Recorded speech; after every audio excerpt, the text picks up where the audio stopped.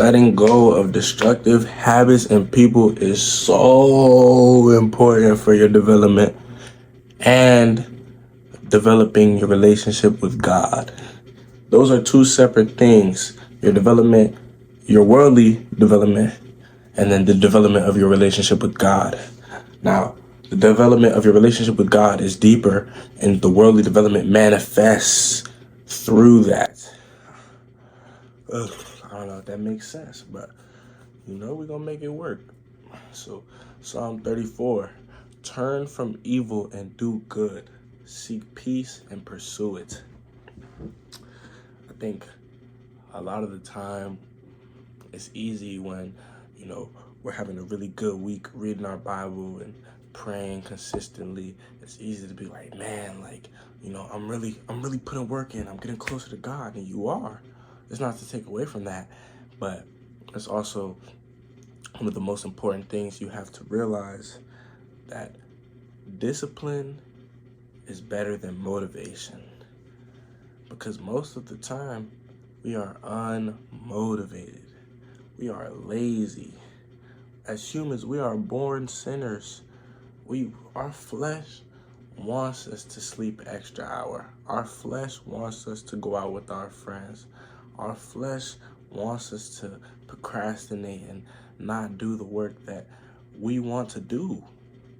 We can be so lazy that we miss out on our heart's desires, the desires that the Lord has given you, because our flesh doesn't want to do it. And then you wonder why you're miserable. Oh, you haven't worked out in a week. You haven't recorded that video or written a song down or made that art in a week. And it continues to build up, and you wonder, oh, why am I so sad? Why is this happening? You're not developing your relationship with God. The world is meant to drain us. The more Netflix you watch, the more drained you will be. The more time you spend in bed, the more drained you will be. The more time you spend scrolling on Reels and on TikTok and on YouTube Shorts and all these things that are not benefiting you, the more drained you will be. Fulfillment comes through self-investment. Fulfillment comes through self-investment. The eye is the lamp of the body. If your eyes are healthy, your whole body will be full of light. But if your eyes are unhealthy, your whole body will be full of darkness. No one can serve two masters. Either you will hate one and love the other, or you will be devoted to one and despise the other. You cannot serve both God and money. What does this mean?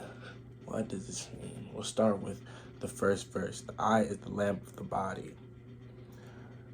What you intake is the output that you will have.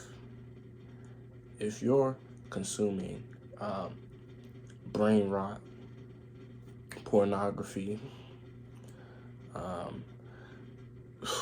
shows like Baddies, man, let me tell you, they did a number on us with that show, man. They cooked us with that show.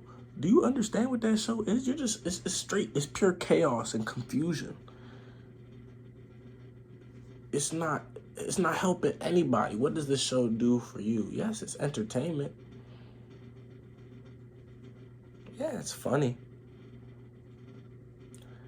But at the end of the day, what does it do for you?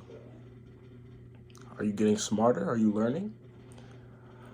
Are you developing a brand or a business that will benefit you in the long run, you and your family, your empire, your kingdom? No, you're not.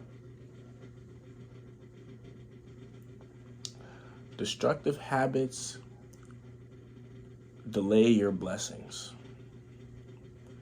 The Lord has a blessing gift wrapped, prepared for you. Something you could never fathom, something you could never imagine. And you delay your blessings. You're the only one who can delay your blessing. No one else delays your blessing. It takes two to tango. That's why it's important to cut off destructive friends, destructive people around you, people who take you off the path.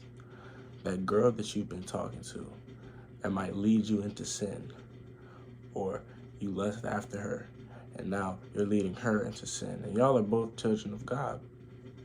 You know, that friend that eggs you on when you're angry or upset, the friend that doesn't speak life into you, the family member that doesn't speak life into you, that doubts you, that doesn't support your ideas, doesn't validate your emotions. People, human beings are some of our biggest obstacles to blessings. And I think once you start being honest with yourself, that's the biggest thing, honesty. Being honest with yourself and saying, I took a step backwards here. This wasn't the move to make. And making sure that you hit that 180 as fast as possible, because the further you go down the path, the more lost you'll get. If you find yourself in the woods and you're lost, you're going to turn around. You're not going to go deeper into the woods, because once you get lost, it's harder to read that map.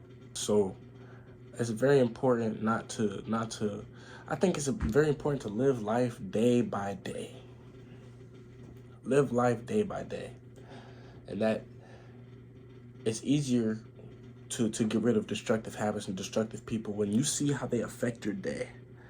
If you did everything right in the day, if you achieved every goal that you wanted to hit that day, you did all the chores you wanted to do, you did everything that you could to make you feel fulfilled. You went to the gym, you got that schoolwork done, you got that work for your business done, you recorded that video, you made that song, you made that art. I feel like if you fed your mind, your body, and your spirit, then it's a good day. Now, if you look at a day and you realize you didn't feel one of those things, what pulled you off that path? What stops you? Really analyze what's helping you get to where you want to be and what's not. Cut it out. Be ruthless. If you want to achieve your dreams, you have to be ruthless. You have to put yourself first. And some people may call it selfish, but I call it pursuing your calling. If you're unhappy, if you feel like you're stagnant, make something happen. It's up to you. It's up to you. Who you are is not your fault, but it is your responsibility. It's all up to you. Okay? You have all the tools to become the godly person that the Lord created you to be. You have all the tools. He's given you all the tools. You just have to start looking. I pray that this message falls into the right hands, that it reaches the people who need it most. Amen. I'm gonna catch y'all.